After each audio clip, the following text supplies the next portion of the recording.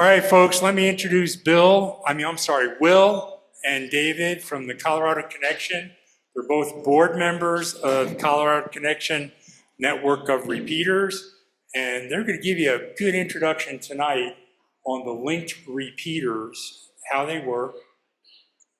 You get probably, what, 90% statewide coverage? We kind of, 90% of the people for sure. Yeah, 90% of the populace. Yeah. There you go. 90% of the people from here to Denver. All right, so let these guys get going. Thanks. All right, thank you. My name is David Blaylock, and I'm one of the members of the board. The Connection really is not a club. It's run by a corporation. And so we're part of the people that run it. And it also is a 501c3 charitable organization. And we really operate through a lot of goodwill and just donations and things that help us be able to do stuff.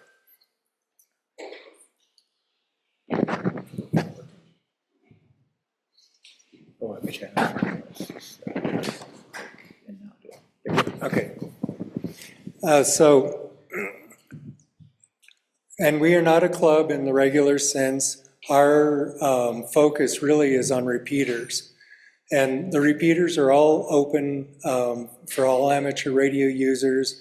And we don't link outside of our system. And the reason why is because our system is so large that trying to figure out if we're having problems, where the problem is coming from would just be terrible.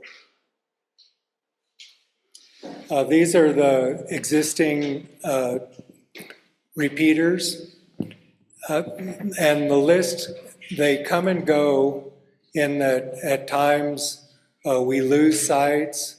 We have new sites that are being offered.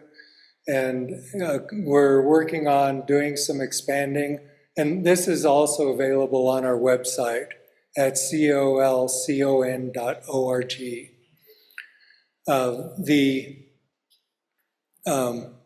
An example is that we're working on putting a repeater up in Sterling and hopefully one over by west of Steamboat Springs.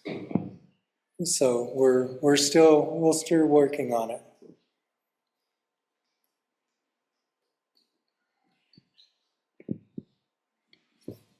We're also hoping to get into the Montrose area, and each of our repeaters, I think we calculate that a repeater, the cans, the duplexer that's used to.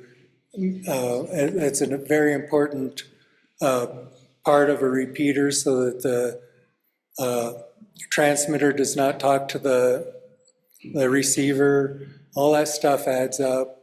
And, our kind of ballpark figure is we figure it costs about $10,000 a pop to put up a system. Some history, just to some appreciation for where we've come from. Originally, the system was linked by UHF repeaters, and it made it so that when you spoke here, it took a definite amount of time to link up all these repeaters to be able to talk to the western slope to get to, for example, Grand Junction. And originally we also didn't have PL, also, in other words, CTCS. That PL is another term for that. And noise would open the repeater system, and so we went back through and added tones to all our repeaters so that the system was better. The original equipment was old and with much ingenuity and baling wire and bubble gum put together. An example is one of the first trips I went to a repeater site was up in by Breckenridge, and the repeater was, I don't even know what make it was, but it had a tube final. And so we've come a long ways.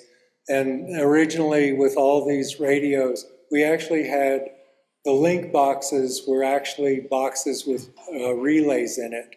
And that's why when you brought up repeaters, it required some time to be able to talk all the way across. That has all changed with the new digital technology that we have. Audio quality is better. There's just so many advantages. This is the coverage map of our repeaters, and most of our repeaters are on a private network with a microwave that is actually run by RM Ham, Rocky Mountain Ham Group. And we share sites, and it's really a big synergetic relationship. And there are other clubs also that are involved in this. So it makes it so we share resources and help each other out.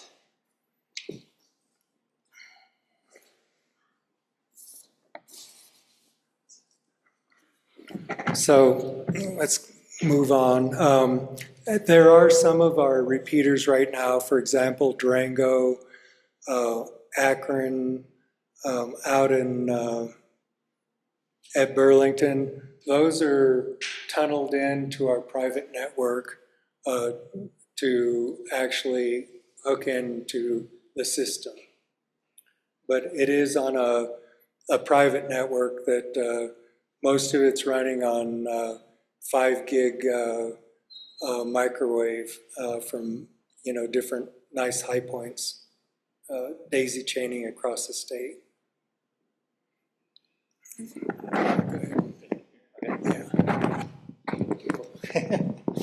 Okay. Hi, I'm Will, N0XGA.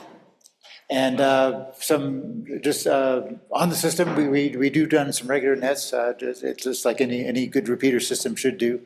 Just going through the quick, Colorado Traffic Net, if you guys are interested in participating in any kind of NTS traffic, that is the official net for all NTS traffic into, out of, and within the state of Colorado. If you're into Aries, they also meet in our repeater system. They do that once a week on Sundays at 8 p.m. We have a preparedness net, which is Saturdays at 9:30 a.m. or 9:30 a.m. Yes, and it's all about just how you can be ready for any kind of disasters, whether it be natural or man-made, and how basically ham-radio can be part of being prepared. This one's been going on for quite a while. The Colorado Emergency Reporting Net, I think many of you have heard of it. It's the group, their charter is to have ideally somebody listening to the connection 24/7. It's hard to get volunteers for that, but they're always striving toward it. And given that we have such good coverage deep in the mountains where there's no cell phone coverage, if you're out and about somewhere and you have a problem and your cell phone's not working, but you can reach any of the connection repeaters, hopefully there's a certain monitor out there. You just say who you are, where you are, and they have all the contact information to know who to contact where you are. So it's not just a general help, but they know, by county, how to call the right person to get you help for where you are. So pretty cool net. The connection net, that's just our group net. That's Thursdays at 8 p.m. That's an informal net, just get together, chat, check out repeaters. The infamous question of the week, where we ask you some question to make it a bit more interesting. Again, once a week. And then the ARL, their section net is actually on a repeater, and that's on the second Monday of the month at 7 p.m. There was a little asterisk here, which I kind of have to go back to, just a thing. And when we say, we don't link outside our network, there's one time we do, and that is for the ARL section net. That one is, and that's, that one, we do link outside, but it's basically monitored the entire time, just because, things can go wrong when networks get really big. So that's kind of one of the few exceptions. But that's the regular traffic. Linked repeaters, they're actually the real reason you're here. They're neat, they work, and they're kind of cool. In particular, the basic premise behind them is you saw the map of all the repeaters all over the state and all the coverage. But the idea is all those repeaters are listening all the time. And all repeaters, well, whatever they're hearing gets linked back to a central controller, and it figures out which one you should be listening to, or sometimes multiple ones, which can be confusing. But basically, all those repeaters linked, they're all listening, they all go back to the controller, and whatever the controller decides to get repeated gets broadcast on all the repeaters at the same time. So all you have to do is reach one repeater, and then what you say gets heard by every repeater across the entire state. And wherever that other station happens to be anywhere in the state, when they come back to you, you think you're talking to one repeater, but in reality, you're talking across the entire state. And that's kind of the main core thing of a linked repeater system. They're neat when they're one or two, and they get complicated and really fun when they're like what we have is 18 of them. And again, the nice thing about this compared to some other systems, it's simple. From your perspective, it just looks like a repeater.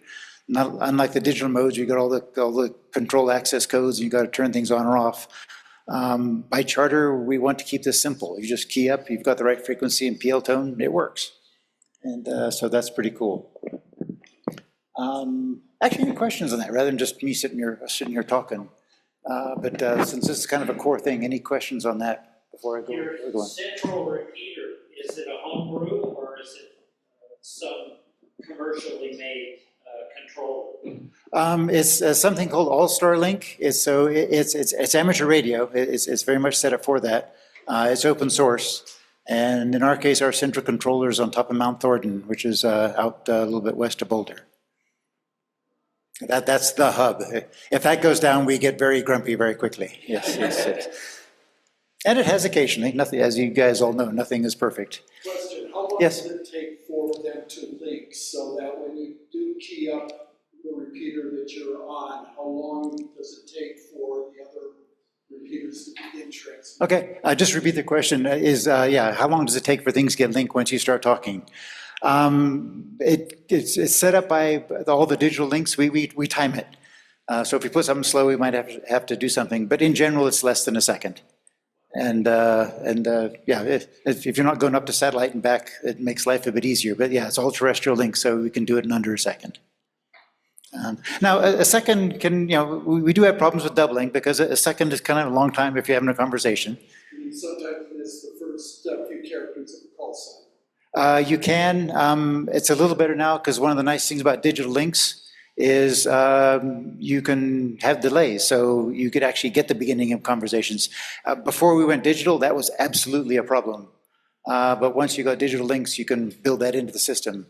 But occasionally you have doubling, which is you can have doubling problems on one repeater. You can have a whole lot when you got 18. Yes?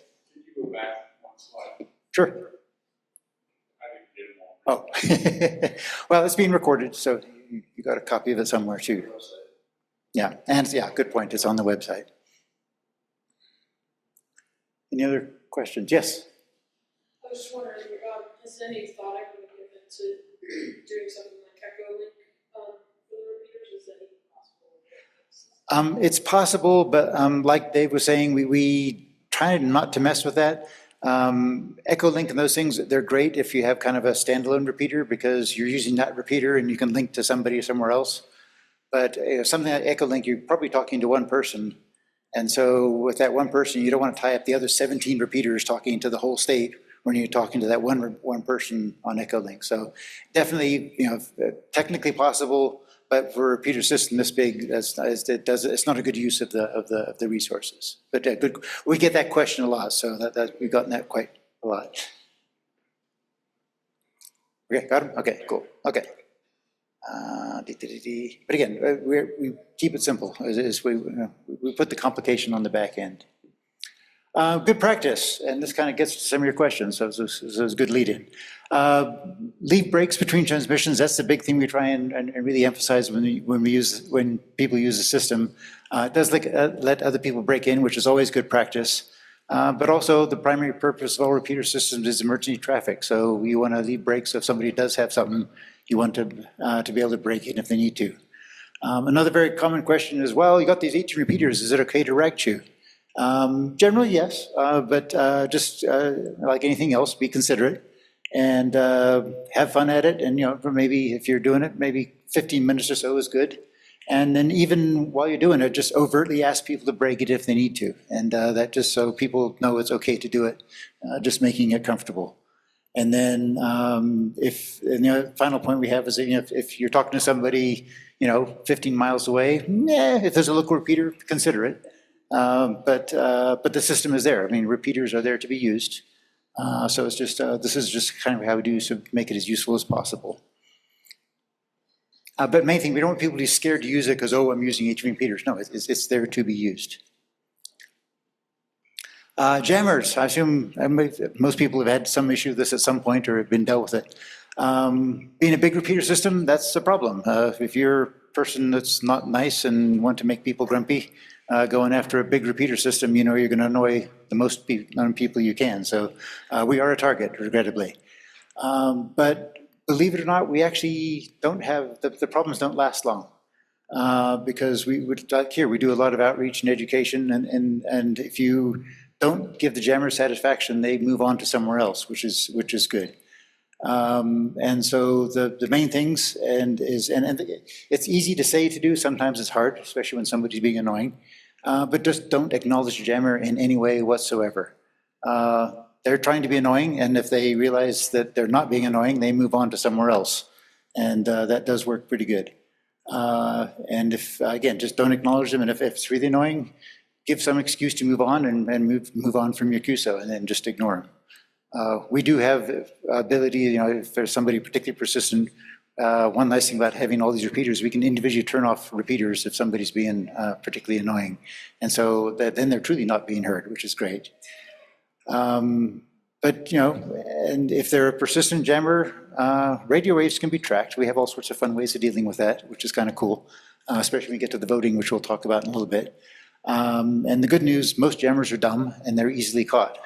My favorite is a jammer who accidentally left his APRS on. So that one was actually made it quite easy.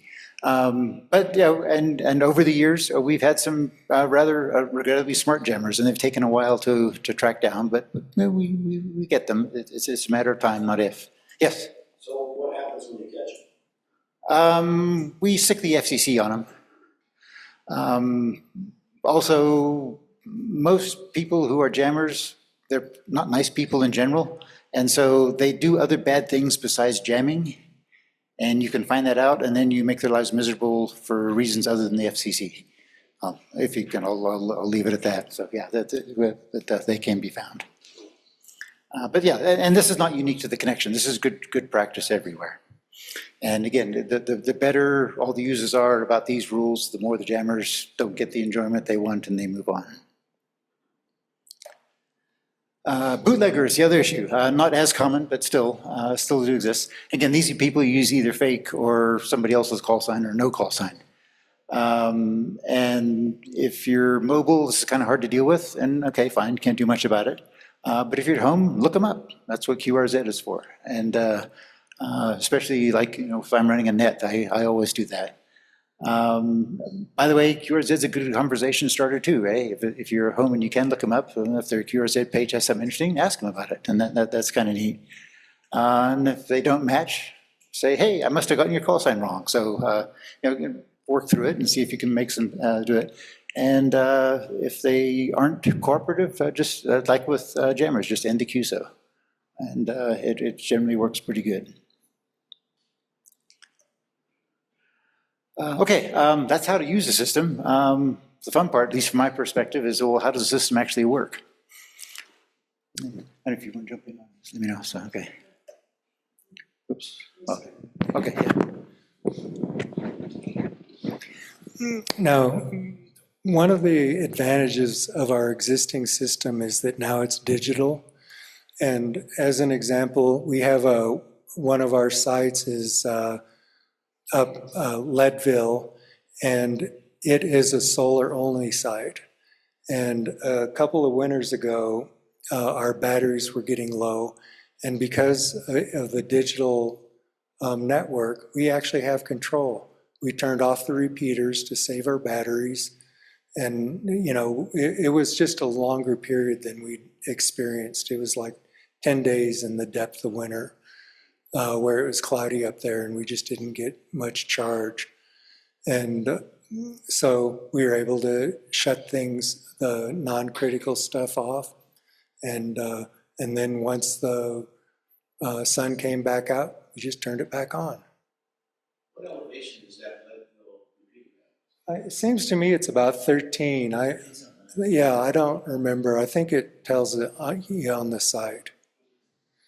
So the system is a lot better than it as it's evolved. It really improves with technology. And on this map, we actually still have a couple of repeaters that are linked in with a UHF linking system. That's up in Walden and Krimling. The red ones on this particular slide are all repeaters that are linked in via the commercial internet, and then the remainder of the sites are all done with microwave that RM ham we write on that system. This is kind of some of the paths of our links, and actually there have been some improvements. We're trying to add redundancy and have multiple paths to repeaters so that if a link goes down, an example is down in Colorado Springs, there's a really big windstorm. It moved a dish, and so our link was no longer operational. And so now, like for Colorado Springs and some other places, we have at least two paths so that we can get back into a site and keep the system operational.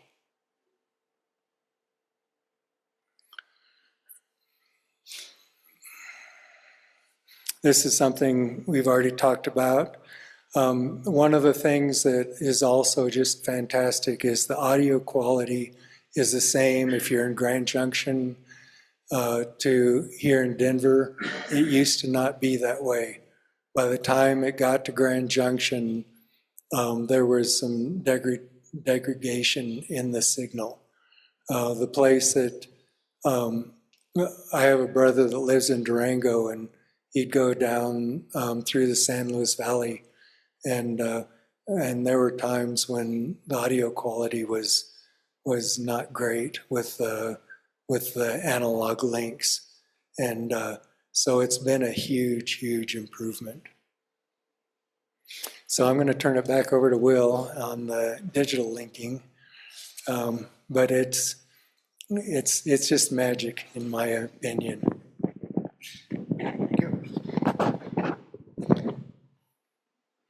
Okay, the analog was, when the system first started 30-ish years ago, that's what things were analog back then, as most of you know. But new technology, new stuff, things start, you can start doing some fun stuff. But the basic concept is the same, except it's digital. Again, they got the controller at each site. In fact, I'm going to do a time for set up here. Okay, hopefully that'll work and I can, try and get on camera here. Eddie, no, don't get back over here, it's cool. I got a repeater over there. It weighs, I think, about 50 pounds, so I'm not going to lug it over here for show and tell. To make things digital, before it was an analog radio, now hopefully that shows up on camera reasonably well. this is kind of the first generation digital link. So it has an analog connector for all the standard things you'd expect from a repeater, you know, audio in, audio out, signal strength, push to talk, all the normal things you'd expect. The other end is Ethernet. So this is basically a modem. And so at each repeater site, we have one of these with a few analog exceptions that Dave mentioned. And the other thing it has is a built-in GPS receiver. And so all these digital, all these repeaters are all listening. They've got the audio signals, they've got the timestamps, so they know to within, you know, literally billionths of a second when that audio is coming in. And it's all Ethernet, which everybody knows about Ethernet. And so the RM ham backbone that we're talking about is it's a network. It does everything you'd expect out of an Ethernet network. And all those basically now instead of audio, it's packets of audio get routed back to the controller, still at Mount Thornton, which is where our hub is. And no degradation. And we know exactly what's going on at each site, not just on timing wise, but you know, bits are useful. You can do lots of things with them, primarily audio, which is what we're doing. But those bits can carry other things. And so one of the big things for us is actually remote diagnostics. Before, all that we sent back and forth was audio because that's what all you can do over UHF. But now that it's digital, we can do, you know, like Dave said, we can monitor battery voltages. We know the temperature. We know what's going on at the site.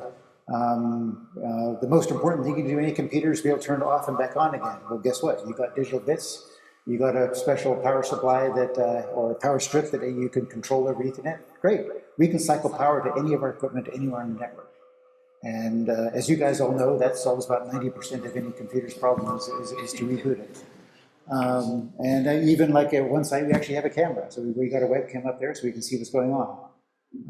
The most interesting story in that one was a fire went right through mountaintops where the repeater sites was. So we got to see the smoke coming until the fire took out the power line that ran the site. But again, with the digital linking, you have all this possibility, and it becomes much more maintainable. I kind of argue at the analog system, when we had probably maybe about a dozen repeaters, that was practically how big that system could get and still be maintainable. Just because any kind of problem you have to go there. And when all your repeaters are on mountaintops, and at least for 9 months out of the year, unless you can afford a helicopter, you can't get to them. You were stuck. But with going with the digital backbone, we can do so much remote diagnostics and at least fix some things, right? Rebooting, that kind of good stuff. You know, if you lose power or your batteries die, you're toast. But a lot of the simpler things you can fix remotely, which is great. And then next we get into actual voting part, which is fun. But any questions on digital linking? About when did you go digital? Seems like it's been about a decade, right? Yeah. About 10 years, somewhere I in there. vaguely remember the analog side of it. The analog, yeah. In fact, especially for you guys around here, one of the toughest analog links for us to deal with was Mount Thornton to the repeater on Cheyenne Mountain. If either site was about 100 feet higher, we would have had line of sight, but we didn't. And so that link very regularly would get pretty bad.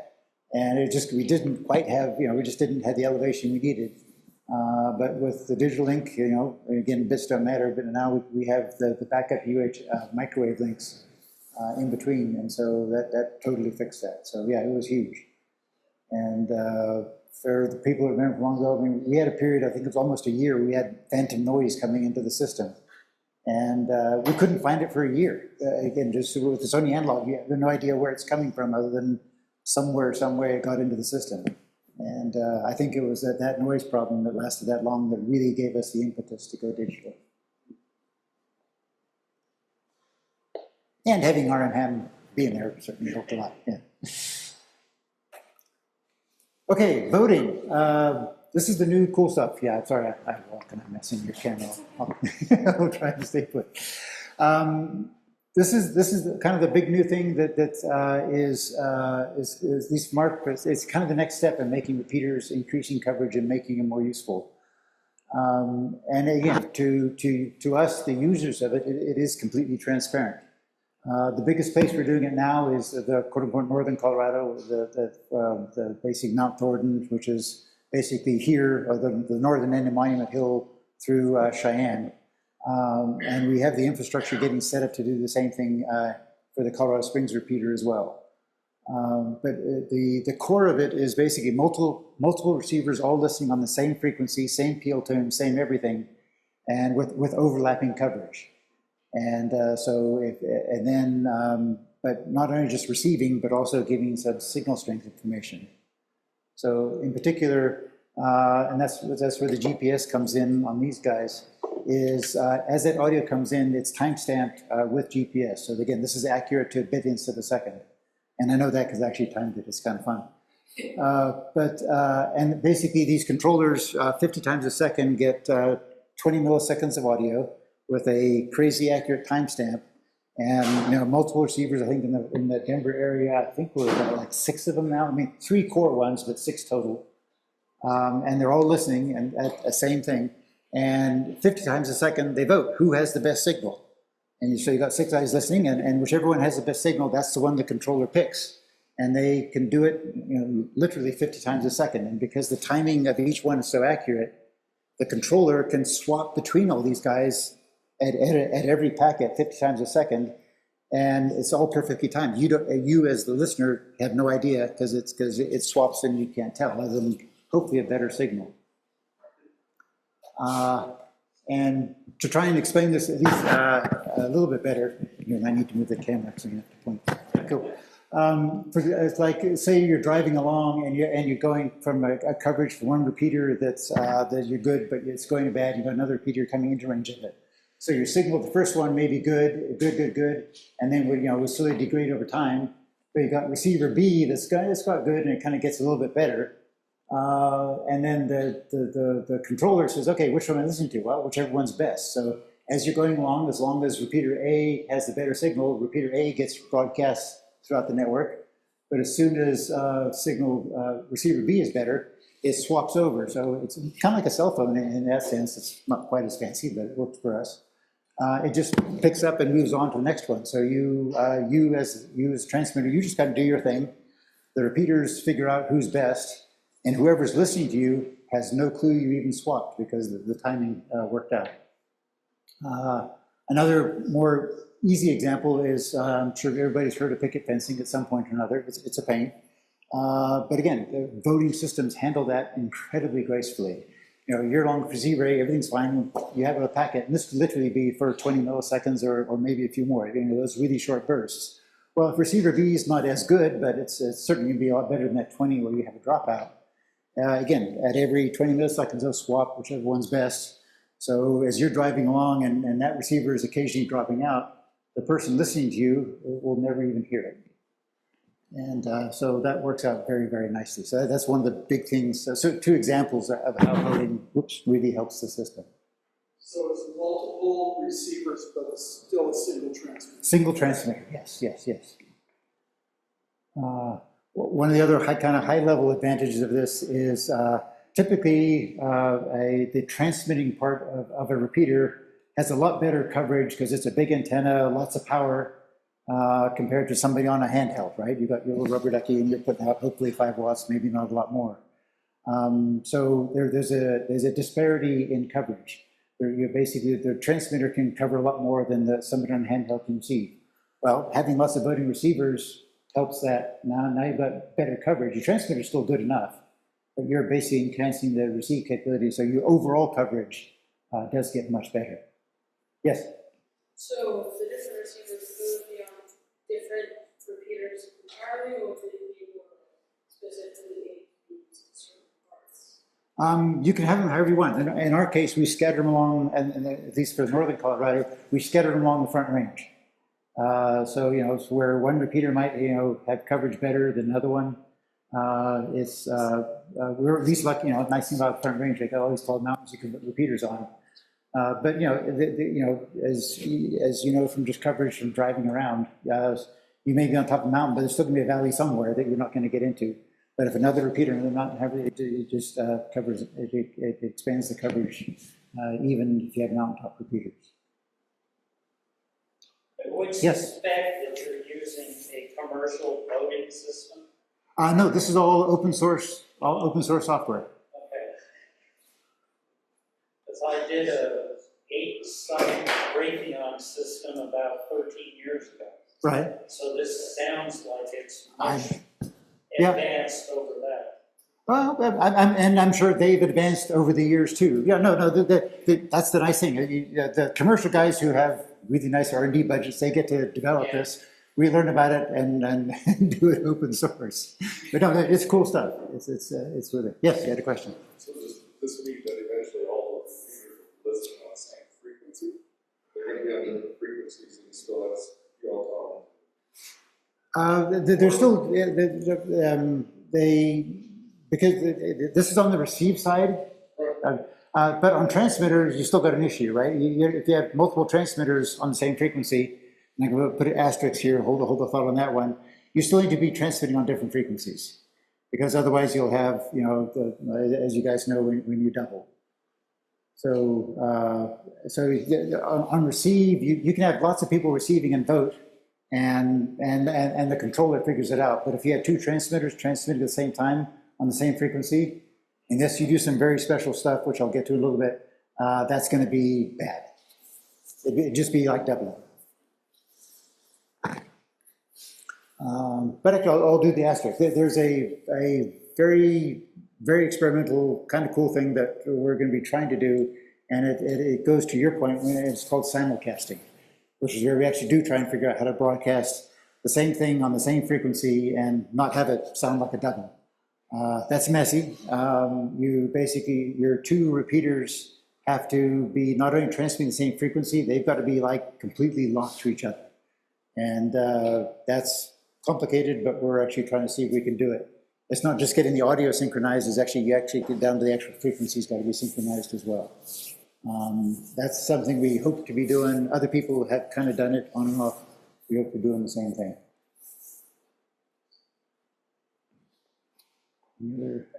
Okay.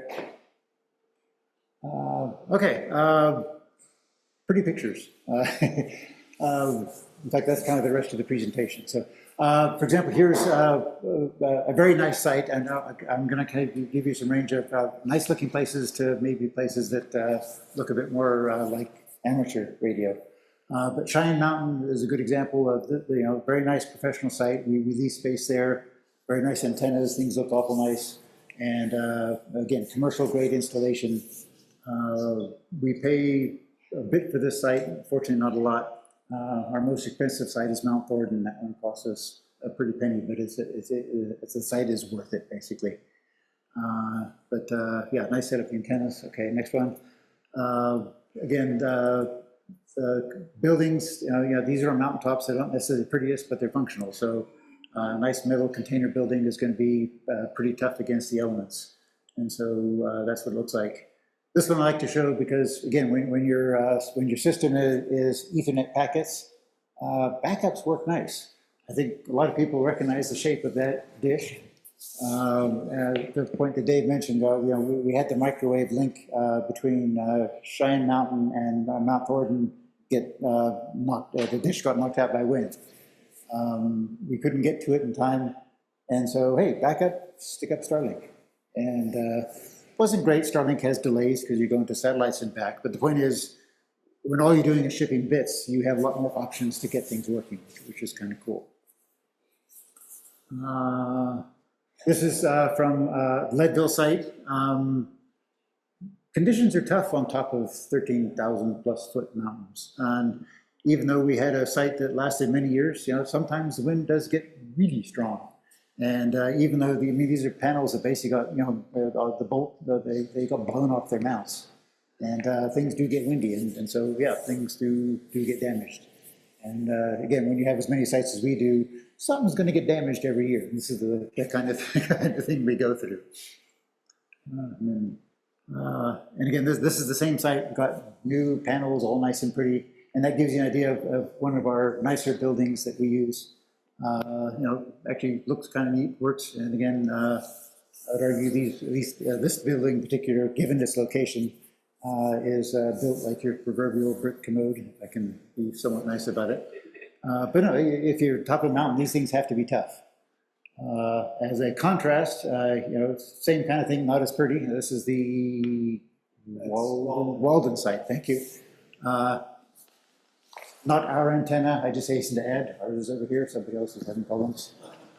But again, top of the mountain, and you don't need tall antennas when you're on top of the mountain. The granite is the base of your tower. And so you get a lot of good coverage. But you need something that tough to survive. And the contrast is the Kremling site. Yes, it's literally wood. I'm amazed that thing is as tough as it is and survived as long as it has. But yeah, the repeater's just sitting there doing this thing. And again, the commitment, the equipment, or the repeater over there, these are designed to handle, they're going to be on top of mountaintops. So they're going to be from, minus 40 F up to 100 F on a hot day. So the equipment is tough. Not completely tough, but this is kind of the stuff we deal with. So I think a few pretty pictures at the end of Do you have a propane tank on the top on the landfill site? yes, for Who backup. delivers propane up there? That tank is, I don't think the generator's running in lots of years, so we don't, we're completely, we run on solar. We don't rely. Originally, the site was used for moving the public TV over to Grand Junction. And when everything changed to fiber optics in the ground, that site was abandoned. And we don't need a generator to back up our power up there. Just add a few more solar panels and maybe extra batteries and you're in business. So you standardize the repeaters, or are they various different models? I assume Motorola. We pretty much, we're working on standardizing on these Motorola MTR 2000s. We do have, I think, a couple of Kenwood repeaters still in service. We used to use a bunch of GE3, Master 3s and Master 2s. But, as repeaters get old, on one of those, I think it was the Master 2, some of the tuned circuits would grow little filaments in the tuning things, and it would throw them off and not work. And As well as their PAs were not horribly reliable. no, we've burned out a number of PAs, definitely. Yeah. It's really just by people giving us donations. One of the things that some of the employers do matching donation for people that donate or work, and so they sometimes companies will send checks as their matching donation for the for our system. And it really, there's a lot of extremely goodwill in Colorado. One of our board members is over in Grand Junction. We've got one in Durango. We're trying to look for others outside of the metro area to help with the system. What peak is that level repeater? It's if you go over Mosquito Pass, it's just to the north of it. Yes, sir. You mentioned several backup power supplies and that sort of thing. How much of the system would operate A fair amount. We have batteries for some of them, but some of them, if the commercial power is off, it's down. But there are some of the sites that have backup generators and everything also, so it's kind of a mixed bag on that. Yes? Does every state have a similar connection? No. No. There are some people with vision, and I think that also helps us with donations because they really appreciate this system, what it does for, the capabilities of it. And Aries uses it, it really is a good system. I think there's a comparable one in California and everything, but Yeah, whereas WinLink in California as well as a CAD system. Arizona and Utah has the VHF Society, very similar to what you're doing. I think there's something up in Wyoming. South Dakota has one from Minnesota over to Wyoming. yeah. They're around, yeah. Yeah, so they're around. Any other questions? Well, thank you very much for letting us give you a little talk about what the connection does and how it works and everything. Thank you.